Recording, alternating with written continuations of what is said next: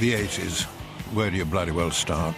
Well, that's an irritating and overused phrase in itself, but really. Looking back on it, I don't honestly know how we even managed to live through them. Seriously.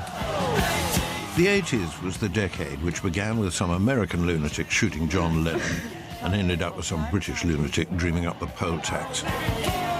And leaving aside the day-to-day stuff like Chernobyl and the Falklands War, Thatcher and Reagan, how on earth did we survive the mullet haircut? How did we survive the Rubik's Cube? How, for the love of God, did we survive Spit the Dog? Oh, please. And Rod Hull and stupid blinking emu? Oh, he's done that.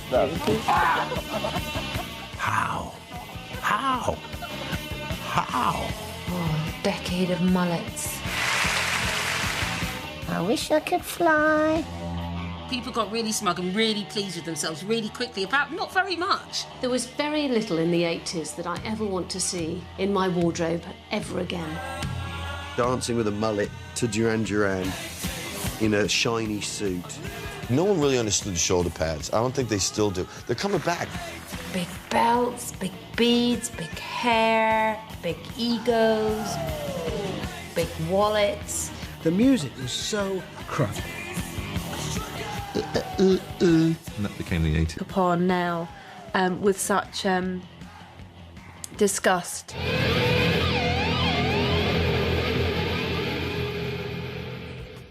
The 80s brought us more reasons to be grumpy than any decade since the 1660s brought us the Black Death. In fact, little irritations like the Black Death pale into insignificance alongside the vexation caused by so-called comedians like Ted Rogers. How could we even live in the same country as someone who thinks this stuff is funny? How are you? How are you, sweetheart? How are you, sir? Good to see you. Wait. I can do it. 3, 2, 1. 3, 2, 1. Stop it being rude.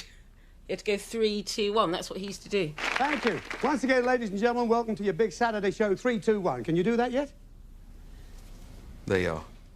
3, 2, 1. You know what's really sad about that is I've clearly practiced it, haven't I? I think it was the only quiz show with a catch hand signal. I've seen him in interviews since talking about that movement. That, well, you know, it was discussed and the trick is that it's like, wow, you're explaining that to me. That's incredible. Come along, Dusty. Yeah.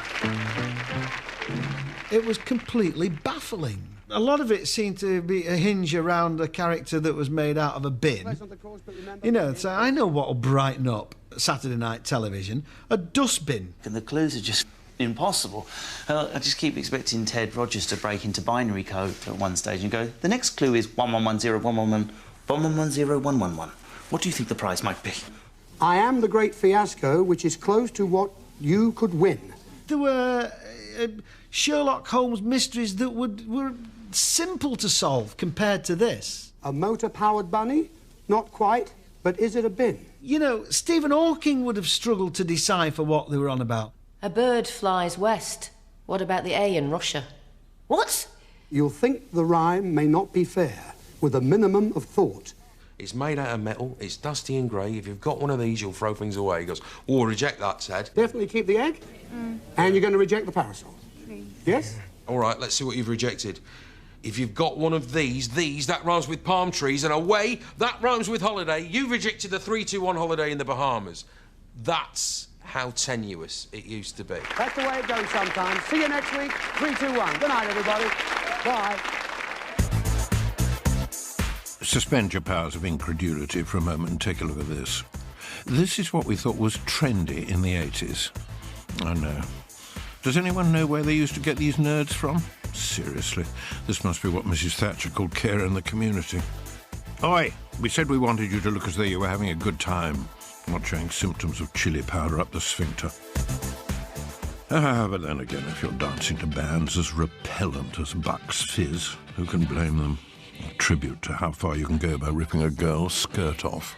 It really is incredible, isn't it? Someone pulling someone's skirt off to reveal a slightly shorter skirt beneath.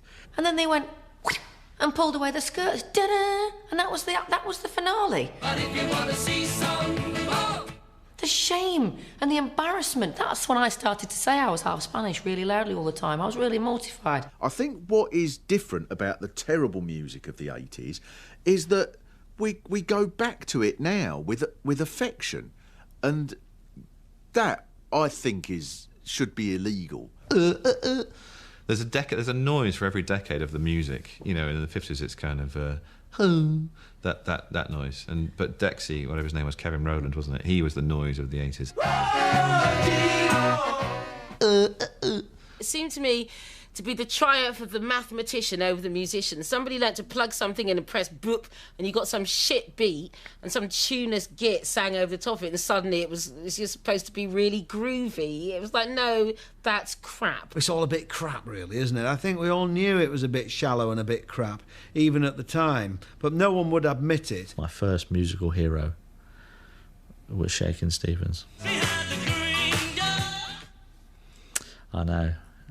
And, yeah, I can't believe I've just admitted that again on television. What am I doing? Adam and the Ants. What was going on with Adam and the Ants?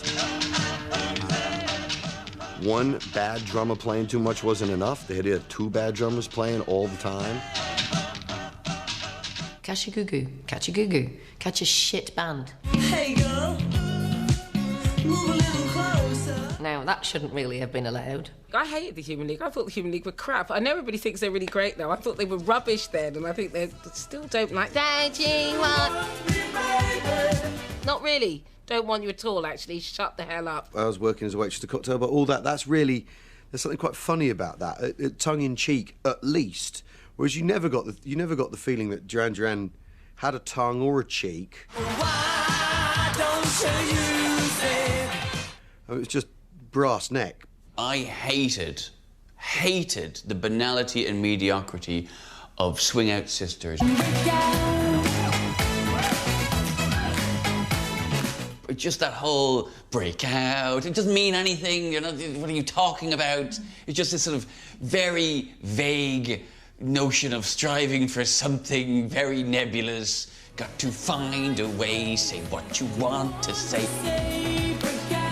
Break out of what? What are you talking about? Spandau Ballet were kind of big on that. And if you look at them now, at the footage of them then, it just looks absolutely stupid.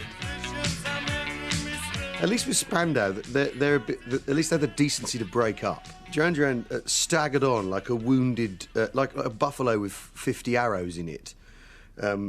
Staggered on, making a horrible bellowing noise for 25 years. Howard Jones, you know, he used to come on with like banks of these synthetic synthesizers, and a bloke who used to dance next to him. Jed, I think his name was, who used to be a mime artist with a bald head, who used to do things with chains and... Oh, no.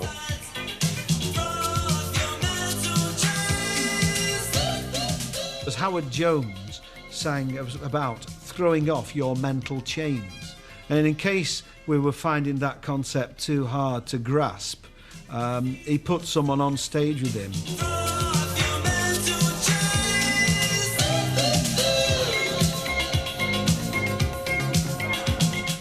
That wasn't great, was it? I think Howard's probably a bit embarrassed about that now, you know. You know what it's like when you're doing something tragic and you say, never mind, one day we'll all look back on this and laugh. Well, not enough time has passed to be able to look back at all this and laugh.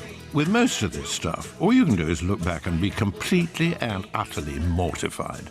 I mean, Agadoo was genius in that it was, one and the same time, the most ridiculously useless attempt at music that someone could make, and yet you can't possibly forget it. I mean, you know, in that sense, it's evil. It is the true essence of evil, isn't it? Something like that. Push pineapple up a tree. Is that what it was? Agadoo, push pineapple, grab coffee. Stuff a goose, wring its neck, smear the entrails up the wall. Is that not right? It was absolute bollocks. It was tasteless shite. And I'm really proud to say I hated it then. No, it's irritated me even talking about it. There's an embarrassing things happen in your life and your country, and that's what we've got to look back on. That and Margaret Thatcher. Yes, we were going to have to get around to her in the end. The 80s brought us Margaret Roberts Thatcher. In a moment of collective madness, we elected her in 1979 and then watched over a decade as she went gradually and publicly mad, culminating at the end of the decade with the poll tax riots. And then, wait for it, this. We have become a grandmother. That was when you realised, like, oh my God, you've gone proper potty. Because it was either like, you know, you think you're the... One was really quite incredible, without being accused of being a misogynist. The fact that she's just said a mad thing doesn't make any... She was mad to start with. All these people, do you think she's going a little bit off the boil? Ah! It was unimaginable compared to now. You know, this was someone who called Nelson Mandela a terrorist, and she was the Prime Minister. That was the time when, if two men in white coats had sidled up and led her gently away, we would all have breathed a sigh of relief. But as well as bringing us a dual monarchy, the era of Mrs. Thatcher also brought Ronald Reagan, whom we all thought was a genial but essentially simple old sod. Yes, my friends, God gave us poor people for only two reasons. One, to work all week for practically nothing. Two, to give us something to laugh at on Sundays.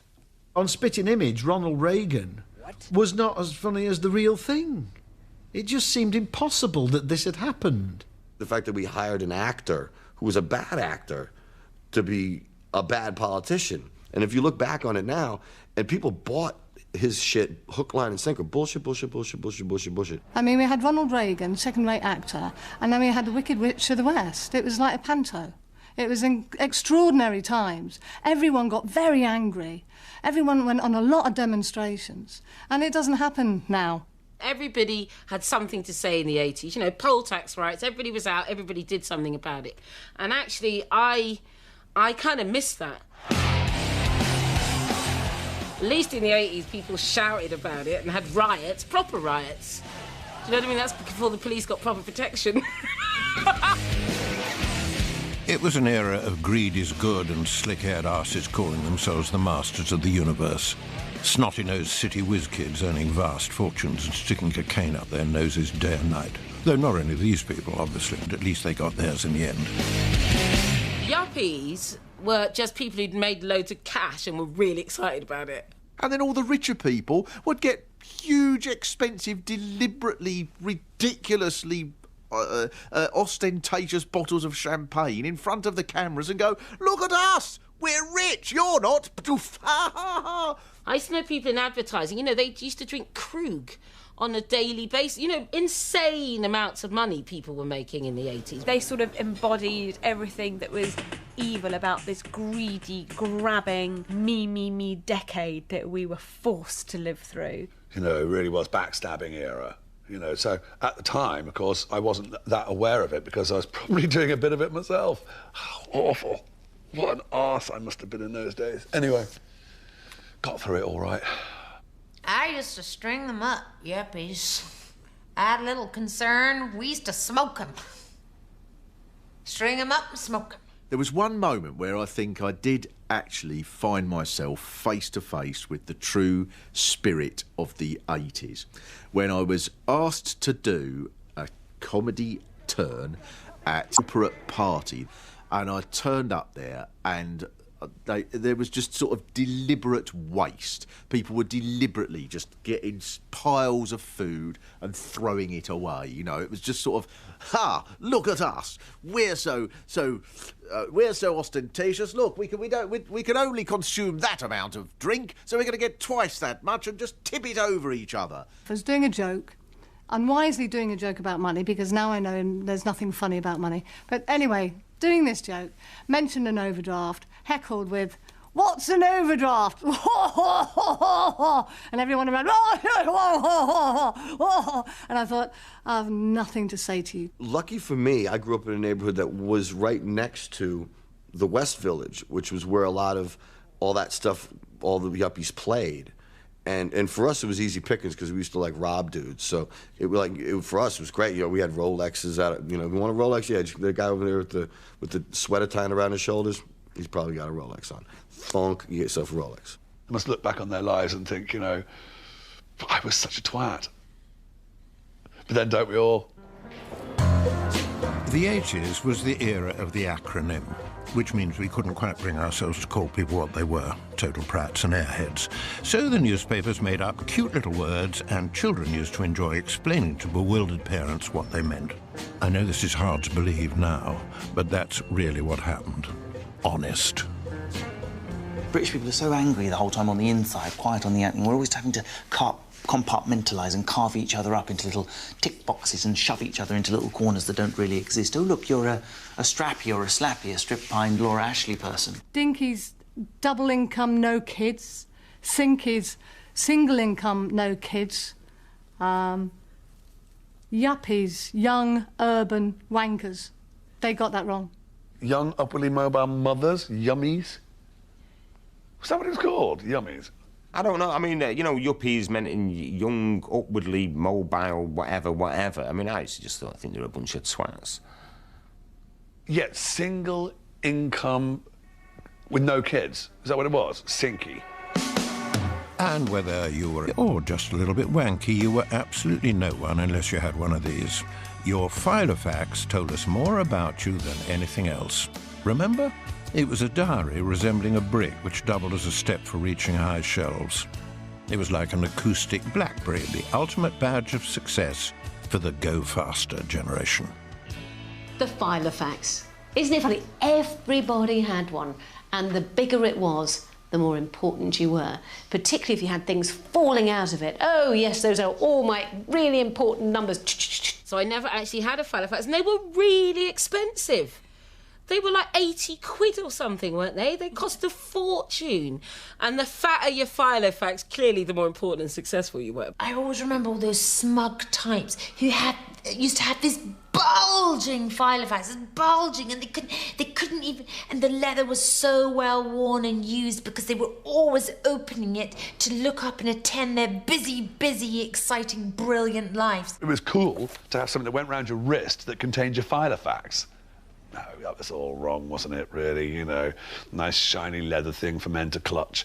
Pleasant. They was like, oh, I've got so many addresses because I'm so popular and I've got so many social events and oh, there's so much happening at work and I've got so many job offers and then I've got so many trips to organise. Because you had everything in your file. You had an insert for your credit cards and ID and stuff like that. So you could, in theory, own someone's entire existence if you got your hands on their Filofax. And they'd flaunt their busy, popular, wonderful lives, and it's going, oh, where do I start? There's so much going on in my life. Whereas me, he was always rather sad. If I'd had a Filofax, I probably would have just had the inserts that it came with. So now is the moment for viewers of a sensitive disposition to look away. And if you stay with us, be warned, we're about to show you something even sadder than the Filofax. It's sadder than homelessness, sadder than the death of Bambi's mother. Yes, that's right. It's a homemade Filofax. The secret behind these homemade ones is that they've been made mostly from bits and pieces that you can find lying around at home. But if you look at this attractive one with the paper clips on top, you can see that here, I've cut a piece of graph paper from an old maths schoolbook. The big problem with being very, very rich is that, for the most part, you can only eat one dinner a day, lest you end up looking like John McCririck. Unless some very clever person could find a way to have you part with loads of money, but still have you leaving the restaurant hungry. People started to get quite interested in food, and you got this thing, Nouvelle Cuisine, which was a brilliant plan dreamt up by somebody to give people not much for their money. Instead of having a meal that filled you up, that you would have something that you pretended had filled you up, and it was like the emperor's new clothes, wasn't it? And the idea of paying more for less was a badge of honour.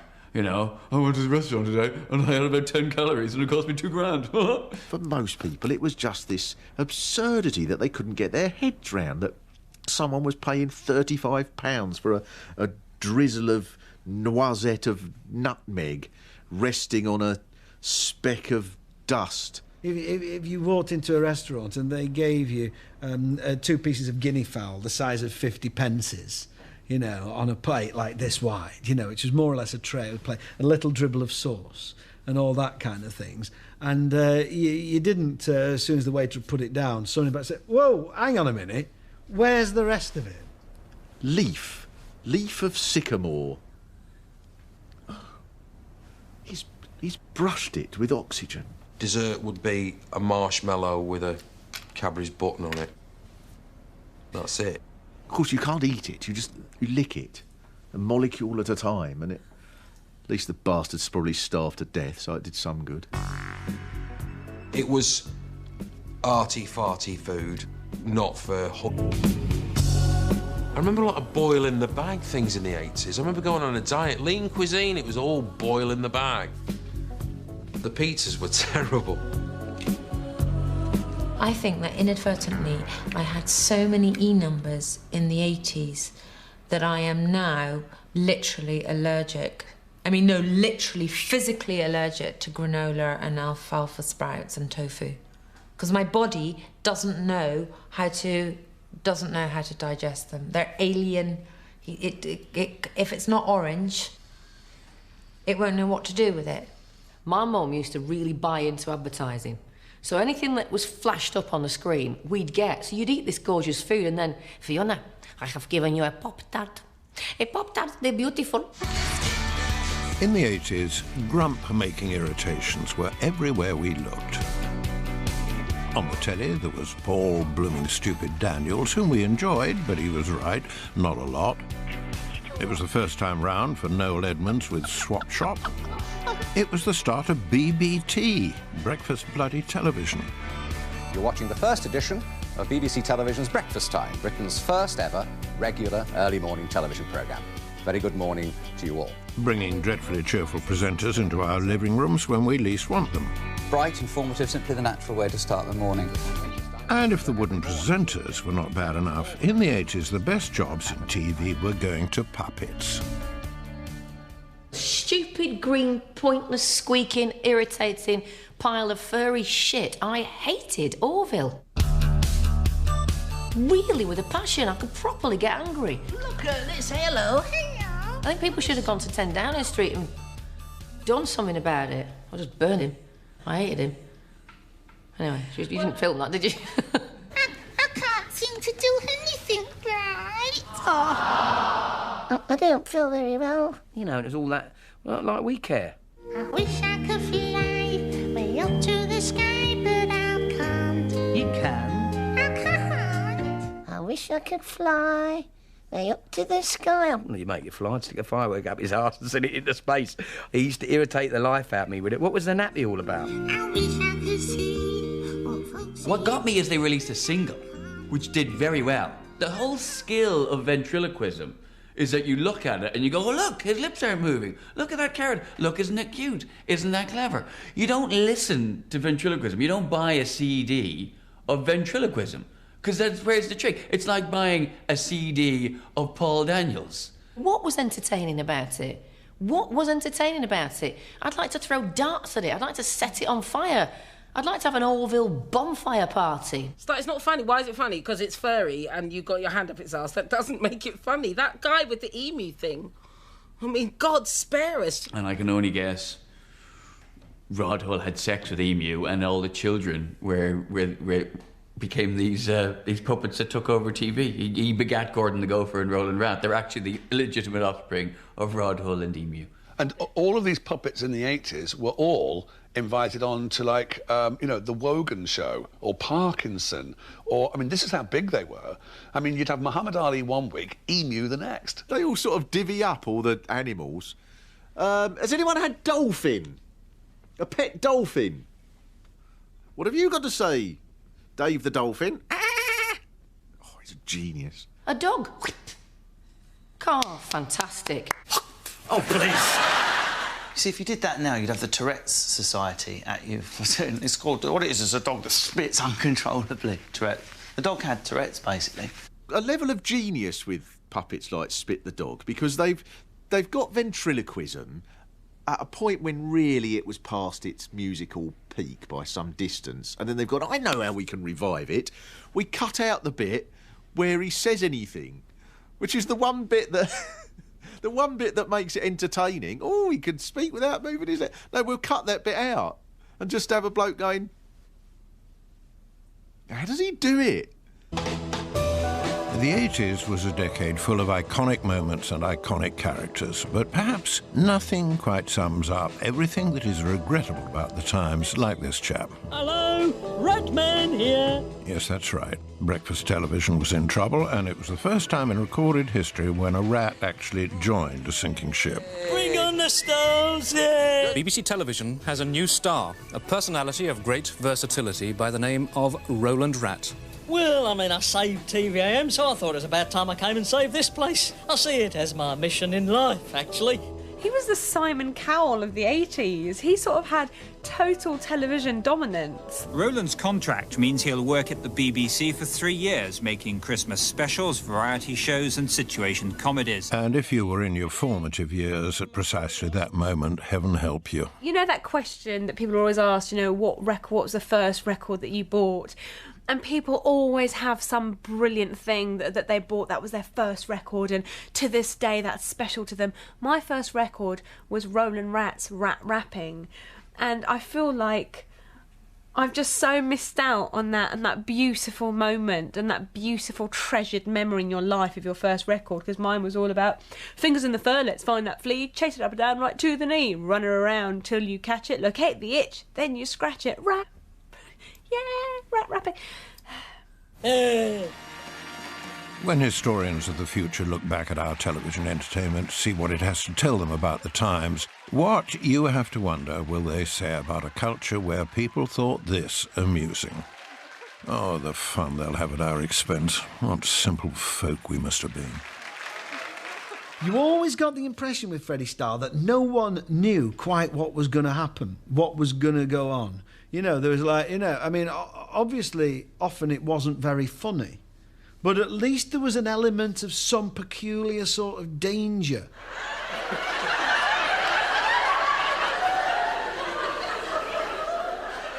Was he going to say something so offensive? Or was he going to, you know, get his gentles out? Or have it never did happen. It was just rubbish. Can I have some of this? Please. He would do things like just start pouring a drink and letting it overflow while Des tried to ask him a question. Des found it hilarious, I can tell you that much. Des was cracking up. I've been told...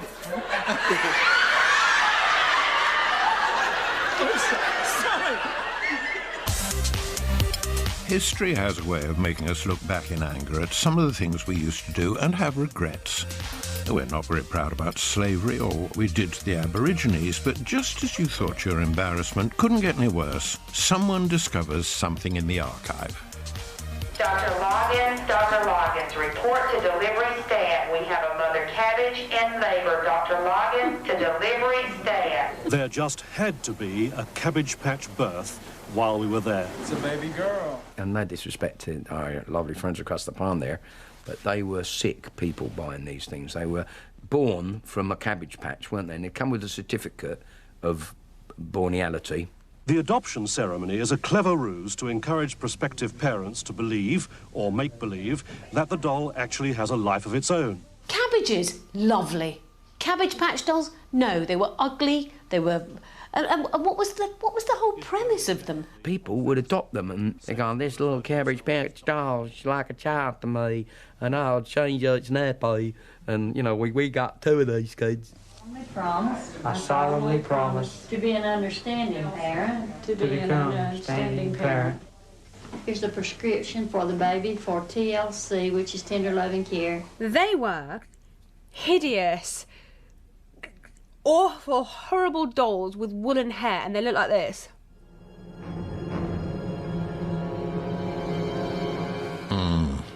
Something spooky going on here. Things that adults find grotesque, kids often quite like. Those dolls used to scare me. Those Cabbage Patch dolls used to freak me out. I don't think I ever got my daughter one. I don't think I allowed them in the house. Because they look like little weird monsters. Like, Talking cabbages, the stuff of nightmares. As for the children, who'd been given a quite different version of how babies were born, they seemed more than a little perplexed by the day's Cabbage Patch delivery. There was thousands of screaming children. It was like Bay City Rollers concert. You know, it was like, I'm dating myself, but it was like screaming kids fighting, elbowing to get these little Cabbage Patch Kids, because they all had names and they were individuals and they were no two were alike, and it's like, you know, did not get that at all. Did not get that at all. Easy in there, yeah. They trampled everybody. As life in the 80s got so bad, you turned to the advertisements for some light relief, only to be greeted by one of the most vexatious ad campaigns in history. Hello. I'm sorry to bother you, but I'm having a dinner party and I've run out of coffee. An attempt to make instant coffee sophisticated through the will they... All you wanted to do was smack them. Will Gold Blend be too good for your guests? Oh, I think they could get used to it. It's a very sophisticated coffee. Thousands of us tuned in, apparently, to find out whether... Them being really subtle, everyone's like, oh, the undercurrents. There's nothing's explicitly stated, but there's this chemistry there. I think it's supposed to be romantic, like it was really subtle. When you look back at it now, it's just really blatant. Hello? I want to see you. And it was all a little bit smooth and a bit shiny. Will they, won't they? Well, I don't know. It's coffee. What? These smug, superior, yuppie pricks. I don't care. I don't care if they got it together. I don't care if she didn't drink coffee. I don't care if you didn't answer the door. I don't care. Well? Pity I have to leave. Leave? I'm on the first flight to Milan in the morning. And the implication is that she's going to miss the coffee. You're going to Italy, home of the espressos and cappuccinos and macchiatos and delicious, freshly, instead of the freeze-dried granule crap he's been giving you. That's terrible. Why? You don't serve Gold Blend in Milan. It was all ... sentences. I was thinking that... Do you fancy another cup of... What? Have you got time for a quick...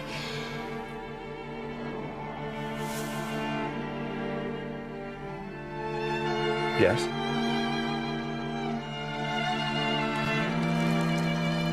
Well, maybe we could... You can't resist my coffee. Have you got Gold Blend? But of course.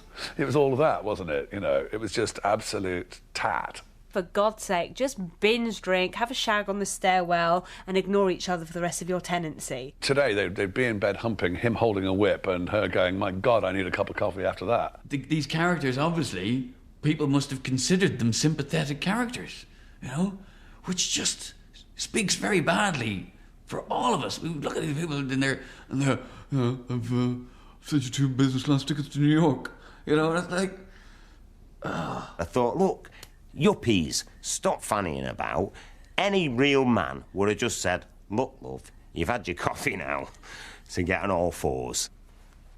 No, I never really understood the correlation between coffee and getting off with somebody, because I didn't drink coffee. And in fact, a friend of mine who I was at university with still teases me with the fact that when I asked him for some advice about relationships as a young 19-year-old, he said, oh, just, you know, mate, you just got to say to them, you know, come back to ours for coffee, and that's, you know, that leads on to something always. And I said, but I don't like coffee, Andrew. And he went, well, ask them for something else then. And I said, but that's not the same ring, does it? Come back for a Ribena. He went, well, look, just say coffee, and, you know, they'll know the subtext. But I said, but that's a lie, because there won't be any coffee involved and I won't have coffee. He went, it's all about lies, though, isn't it, mate? But these were primitive days, and we had to make our own entertainment. And so the 80s gave birth to a whole load of awful gadgets and devices, getting ready to irritate for the next 3 decades and counting. 2, 3, go. First, there was the Walkman, I ask you. How much human misery has been caused by this stupid device, which made a fortune for a lot of Japanese people and scrambled the brains of 1 billion kids? Everybody had to have music everywhere they went, and it always made me wonder, was it like that in the 19th century, you know, with people going around on horseback being followed around by a string quartet? Come on, keep up. Good one if you go either side so I can get a stereo effect. Would you mind? Thank you. Now here's another new idea. A little cupboard that you can put food into. It whirls around a few times, seems cold on the outside, but when you pop it into your mouth, you suffer second-degree burns to your tongue. Yes, that's right. It's a microwave. Can that have been as recent as the 80s, you're asking yourself? Well, yes, it could. And our Alan was just a little bit saucy even in those days. Do you need a probe with, talk about his temperature probes to check whether it's cooked or not? There's no substitute for a prod and a poke. A prod and a poke. I'm so glad you said that, Rosie. That's right, yeah. But if having microwaves in your kitchen seemed a bit discreet, how about a new form of telly that you could receive by turning your garden into a mix between the Fylingdales early warning system and Jodrell Bank? From their home in Worcestershire, the Smith family can view the world. For sitting in their garden are 2 huge satellite dishes, picking up television channels from 30 different countries. Yes, we were glimpsing the future, and it sucked. And technology was about to introduce us to yet another clever little device that would drive us to distraction for years to come. A remote-controlled television. Isn't that marvellous, the new technology? Because in the old days, if you wanted to change the channel, you had to get up and go over to the set and turn a button and go back again, wasting possibly 7 seconds. And now you can do it in 45 minutes, going maybe down the back of the settee. By the 80s, we'd been conned into throwing away the vinyl for the cassette, throwing away the tape for the 8-track, throwing away the 8-track for the mini-disc, and finally we'd arrived at the ultimate format for our music collection. Hadn't we? I think it's quite telling the way CDs were sold that most people believed it. This stuff, they're indestructible. You could do anything. You could spread Marmite on them. You could sit on them. You could shove them up a porcupine's arse and they'll still work. And, of course, the slightest little scratch, they're useless. Just useless. You might as well get all your CDs and burn them. They're useless. And there was the blessed mobile phone, then an unmistakable sign of the Pratt, and now positively ubiquitous. They were like bigger than bricks. They were just the most huge pieces of apparatus you can ever imagine. Smaller high-frequency transmitters means that you can have smaller telephones. These were the days when walking down the street and talking to yourself could get you locked up in a mental institute. This was before they closed them down. But maybe the term mobile was a bit of an exaggeration. Anyone remember these? When you saw those early mobile phones, you just thought, well, I'm never going to have a mobile phone. This is just not ever going to happen. It's pointless. Nothing's that urgent. It used to take you 16 hours to charge it up, and you might be able to talk for 15 minutes, if you were lucky. So I must have excitedly made about, I don't know, 30 calls or something on this giant, great big thing, and not spoken to anybody for a vast sum of money. Very useful. You suddenly talk too long and suddenly you get this throbbing pain and you get heat coming all the way around the base of your skull, and I used to think, that's really odd. You feel like you've been cooked slightly. And it had a battery life of about 40 seconds, didn't it? Just enough time to go, hello, I'm on the train. I'm on the train. No, I'm on the train. Yeah, I'm on the train. Yeah, I'm talking to you on the train. I remember once on a train seeing someone, propping it up with his whole body going, hello, hello, I love you, I love you. And I remember just thinking, toss up. No, I'm actually just between Oxford and Kingham. I'd say probably, just between Oxford and Kingham, yeah, on the train. Yeah, no lead. No, that's great, isn't it?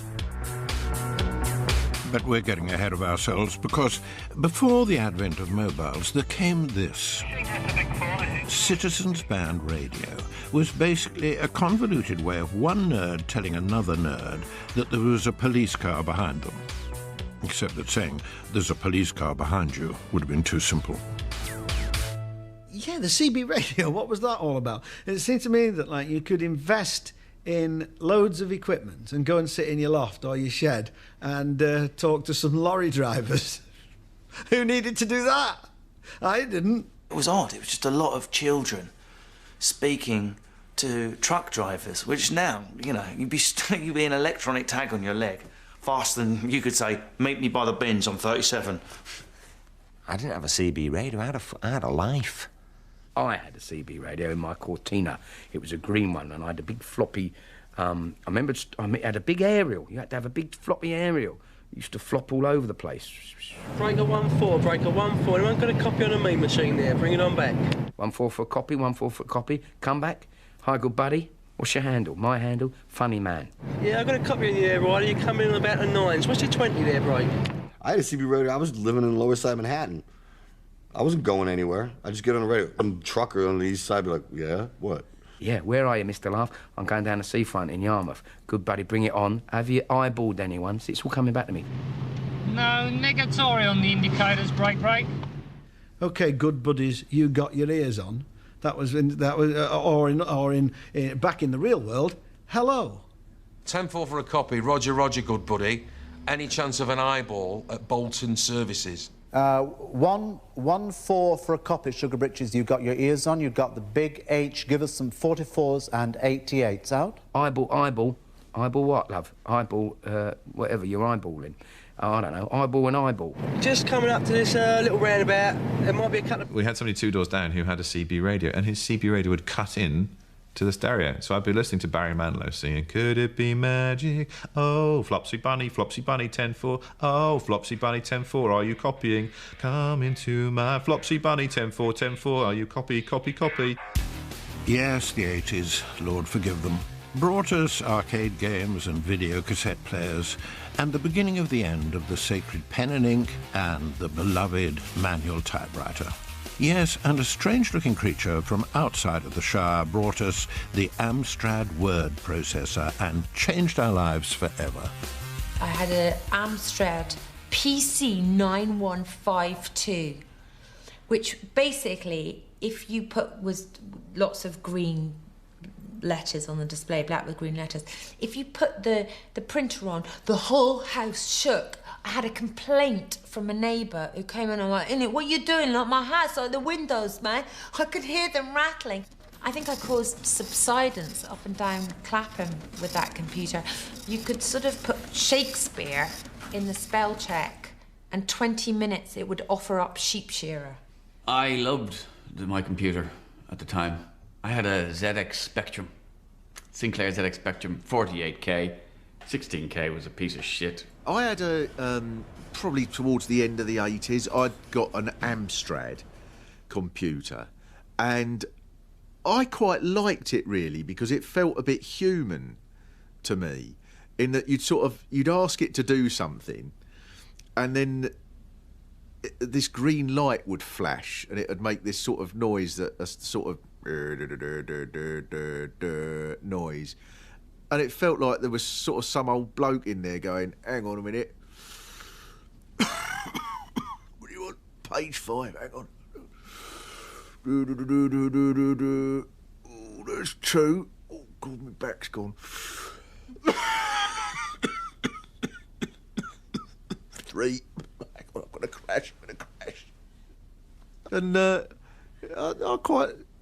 I quite like that, really. I remember those Sinclair computers. I think they were Sinclair anyway, when you used to have a tape cassette and you'd have to load it into the thing, plug it into your television for about 2 hours, and then you'd have that tennis game where you had 2 sort of straight bats on either side and you just knocked a ball backwards and forwards. I mean, that was crap. That games were so lame, and the dot wasn't even spherical. Imagine not even be able to make a dot spherical. Oh, let's get the ball. It's square, isn't it, Dad? No, it's a ball, son. And it's a square cursor. Shit, man, you can have more fun with the delete key now. We had a BBC Acorn, which wasn't bad. I used to play a lot of text adventures on, like, you are here, there is a troll waiting with a club, left or right. There was no pictures, just text. An elf offers you a sword. Do you take it? Yes. Now, humankind has doubtless been responsible for producing some colossal waste of everyone's time. There's been the Sinclair C5, the hula hoop, and Noel Edmonds, but probably the prize for the biggest total waste of time in history must go to this. Hard to believe, isn't it? A multicoloured plastic cube which was so baffling that we all got repetitive strain injury trying to sort it out, I ask you. Have you got 3 hours to spare that you really just want to fiddle about with a plastic cube? because any kid that could do it, and they'd be like this, couldn't they? You know, like that. Yeah, smart Alex, and they're done. You know, not me. I couldn't get. That was me trying to get them out the cellophane. I had several Rubik's cubes. I had the book. There was a kid who had a book about how to solve the Rubik's cube, and I read his book, and the Rubik's cube remained unsolved. I was really good at Rubik's cube because I knew the secret. You throw it against the wall, it busts into a bunch of pieces, and then you put it back together. I think Rubik's cubes were for boys, weren't they? I mean, you could count probably on less than one finger the girls you know that spent their time doing the Rubik's cube. I think, to be fair, the boys were spending their time on that because if they weren't, the hands would be doing something else. I got to a point where I was doing it in under a minute from absolute scratch because I wouldn't let it beat me. It had annoyed me so much that I couldn't do it, that when I finally got to do it, I really wanted to smash it up and beat it and do it as quickly as I possibly could. Seriously, though, isn't it amazing that all this stuff was only 20-odd years ago? It beggars belief to reflect on it. Gay, still meant happy. It was still a little bit weird to see Morecambe and Wise sharing a bed together. It says here, international film star Sophia Loren has turned down an offer from Sir Lou Grade. Oh, yeah? She said the grass was too damp. And we whispered ever so softly the idea that that bloke off the telly might conceivably be a homo. I think there was still a huge number of people in Britain that didn't believe that homosexuality could really exist. It was so, even if someone paraded around pushing a vacuum cleaner, singing that they want to be free, really they were just sort of, they're just sort of the very theatrical type. I want to break free. I want to break free. They didn't really connect that with doing that thing. I've had my share of sad kicks in my bed, but I just remember thinking Freddie Mercury and going, of course he's gay. we are the champions, my friend. Of course he is. He wears leotards.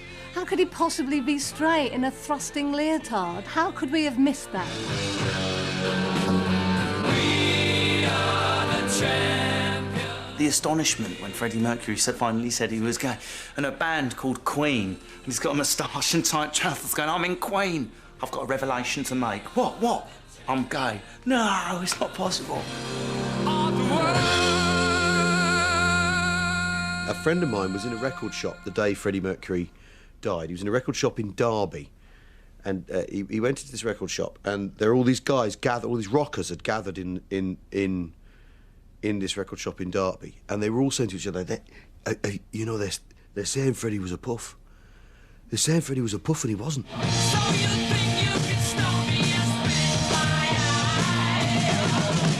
They didn't believe it. They just couldn't believe it. And,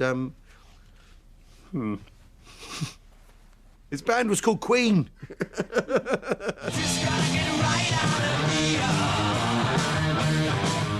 Working class men were watching at home. I've been hitting metal all day. Right, I'll have a can of lager from Macros, remember Macros?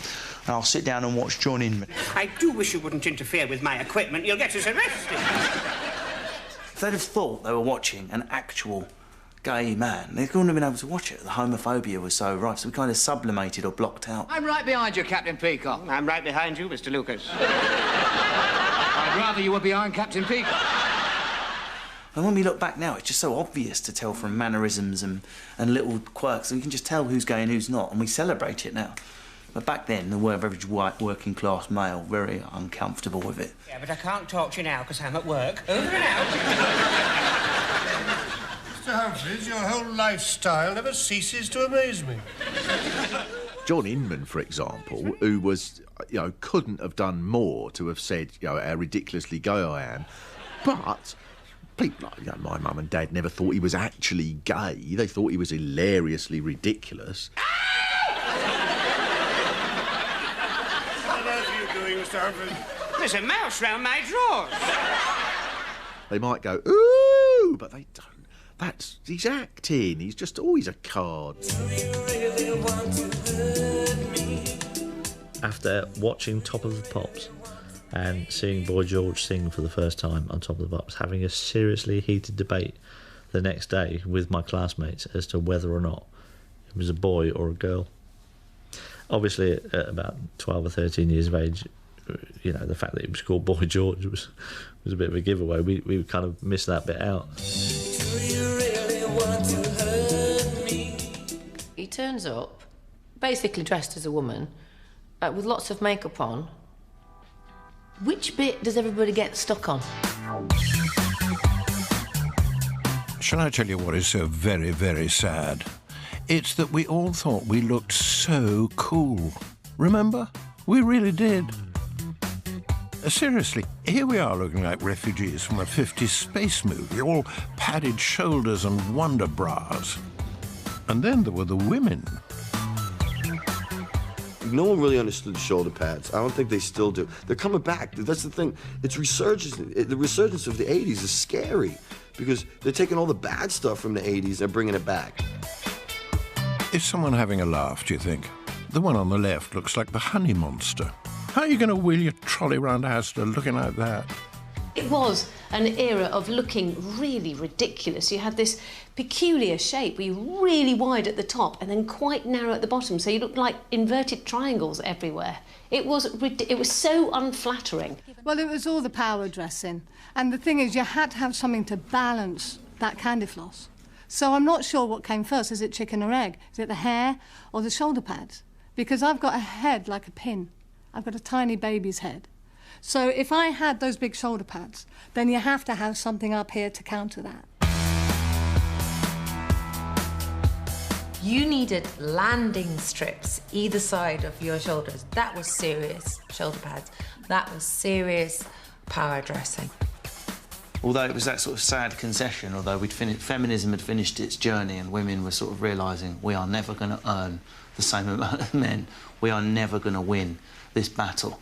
So the fashion were, I suppose it was kind of a concession, wasn't it? It's like, look, we're not going to pay you the same as Jeremy, but your shoulders are essentially the same shape as his, so swings and roundabouts. She may be a woman, but she's businessman-shaped. They were balancing metaphorically balancing a large penis on their shoulders.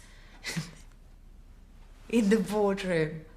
Look, because the shoulder pads made them look like an inverted triangle, so they were actually emulating this sort of male shape in a way, only more so. God, listen to me. Jermaine Greer, eat your heart out. I should be a social commentator. You would turn on the TV and the news would be being read by an American football player. You know, just looking ready to sack the quarterback any second. Success story of the decade in Britain. And now I look like I'm something out of a third world country from the army.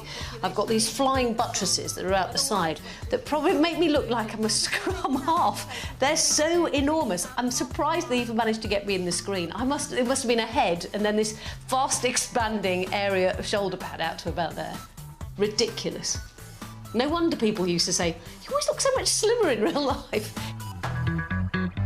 And, you know, the only thing is, when you think about the fashions of the 1980s, I think that's the only reason there wasn't kind of a major revolution. You know, it's very hard to storm the Winter Palace wearing leggings, pixie boots, and also those wide shoulders. You'd never get through the doors, would you? Hello, remember me, Lee Bowery? Would you like to come into my dressing room? The jacket you're looking at is rather interesting in that the gold fringe is made from Kirby grips. I'm an avant-garde designer, and I think things should be larger than life. It seemed to be, if you dressed absurdly, people thought you looked great. That sentence has a clue in it, which is the absurd bit, surely. This is my next outfit. You may notice that the rear end is rather exaggerated. But retrospectively, you look back at it and think, you know, what were we doing? You know, we literally were pandering to the fashion gurus of the time, and who the hell were they? You know, demented souls they must have been. So there we are then, the 80s. A decade we need to remind ourselves about, if only to learn the lessons and never to make the same mistakes again. Never to elect someone who's going to make us embarrassed to be British. You ain't seen nothing yet. To avoid mind-numbing visual vomit on the telly. To resist the temptation to have our music sung to us by performing fruit. To not be taken in by apparently novel but essentially preposterous gadgets. And, well, Roland Rat. All lining up to compete for the worst thing about the decade. But none of them has a chance, because the worst thing about the 80s, the very worst thing that happened for 10 years, well, there's simply no competition. The mullet was a very powerful contraceptive, I believe. But, you know, there are certain things in the history of our culture that are inexplicable, and the mullet may be one of them. Luckily for me, I'm black. We didn't have mullets. What I had was a shit afro. And now, if you go to certain parts of Europe, they still sport the mullet. It was an extension of what was actually quite a good hairstyle, I thought, which was that it was very short here, and then it went long, but not ridiculously long. It was the Germans who did all that, Karl-Heinz Rummenigge and people like that, who had stupidly long hair, and it was generally curly German hair for some reason, which then became the preserve of porn films through the 90s, I'm told. Hair shortish on top, quite long at the back, permed at the back, straight on top. So that was like an uber mullet. If you hunt hard enough, maybe go to Norwich, certainly if you go to Australia, you will still see, they're very rare, a couple of original mullets still in their natural nesting habitat. I saw my first great mullet for many years the other day, which is almost a skinhead on top and a full curly bush of mullet at the back, which is greying, which proves it's an original mullet, just nesting in its natural habitat, a sports shop. For me, the mullet wasn't just an unattractive hairstyle, which I think is kind of now universally agreed. It's not the best of looks. But for me, I had a serious, almost bordering on physical adverse reaction to seeing people with mullets. Oh, God, a mullet. Can you imagine a mullet? Somebody with a mullet, a big mullet, and a beard with no moustache. I've gone a bit wheezy thinking about it. Has anybody got an EpiPen? It's like thunder.